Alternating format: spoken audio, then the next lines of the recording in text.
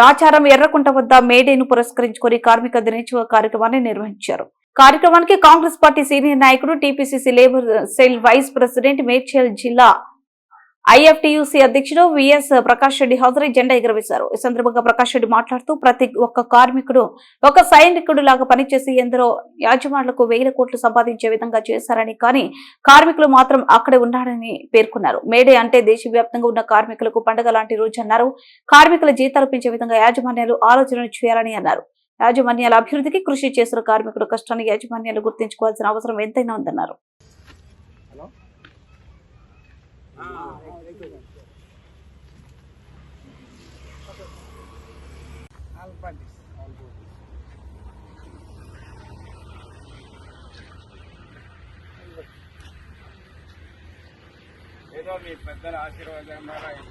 జై కాంగ్రెస్, రేవంత్ రెడ్డి నాయకత్వం, రేవంత్ రెడ్డి నాయకత్వం, పరమేశ్ రెడ్డి నాయకత్వం.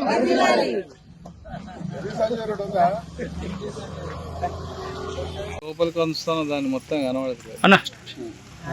ఈరోజు మేడే సందర్భంగా మన దేశవ్యాప్తంగా కార్మిక పండగ. ఈ పండగ మతాలకు కులాలకు కాకుండా అందరికీ దేశవ్యాప్తంగా కార్మికులకి అందరికీ కూడా ఇది ఒక పండగ.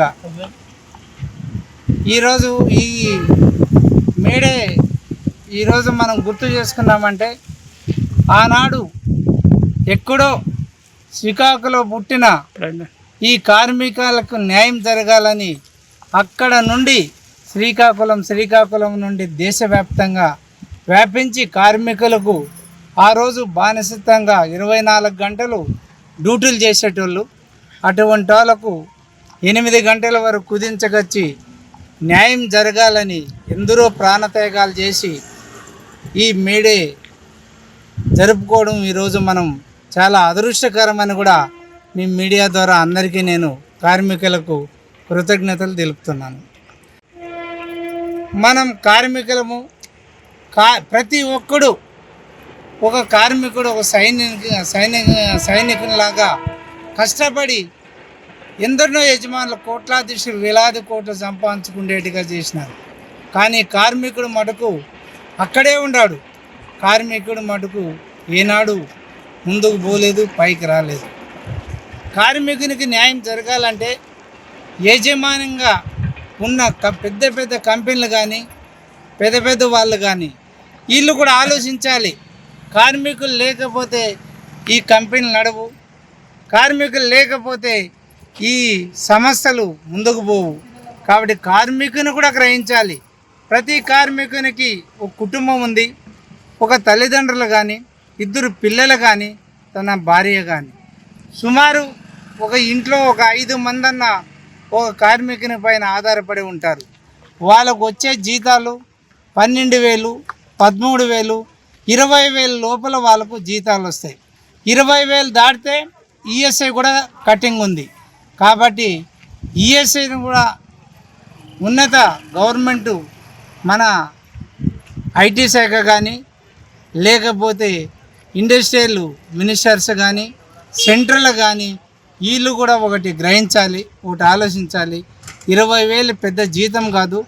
వాళ్ళకి ఇప్పుడు ఈఎస్ఐ కట్ చేస్తే జీవితంలో చాలా దెబ్బతింటారు పేదోళ్ళకు. కాబట్టి ఈ పేదరికంగా ఉన్న ఈ కార్మికులకు సుమారు ఇంకా 40,000 జీతం దాకా పెరిగేంత వరకు కూడా ఈఎస్ఐ ఉండేట్టుగా ఈ సందర్భంగా నేను కోరుకుంటూ గవర్నమెంట్ అధికారులు కూడా గుర్తించాలి.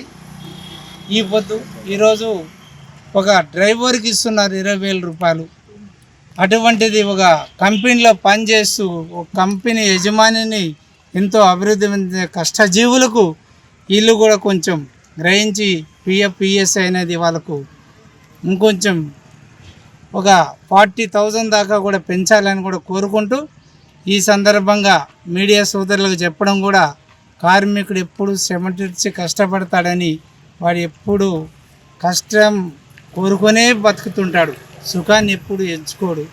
అటువంటి కార్మికుని కూడా మన యజమాన్యం కూడా గుర్తించుకొని వాళ్ళకు న్యాయం చేయాల్సిందిగా కోరుతున్నాను.